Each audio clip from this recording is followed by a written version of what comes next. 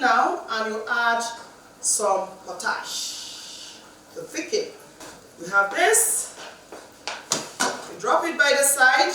This takes you less than a minute to do. Our sauce here is ready.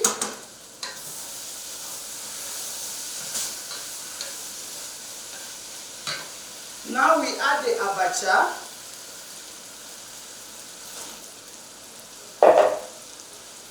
You turn off the heat as well. You add the abacha and stir it in. So at least everything here is properly steamed and is saucy and juicy. Not too dry. Next, you add some garden egg, neatly and amazingly sliced. And now your red oil sauce, the one you made with potash, comes in.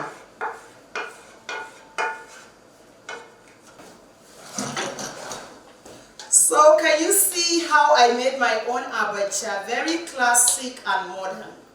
I did not go away from the traditional way of making it, only that I give it a twist. Some of those things we eat raw, I try to heat them a bit so that, like the crayfish, if there is any form of food bacteria that is found on it, I might have killed it already. The pomo, I steamed it. The fish, the stockfish, I steam everything. The umba, I also steam everything. And here we go. Our African salad is ready. Yeah. So now it's time to plate this gorgeous and amazing salad. Oh my God, this is gonna be.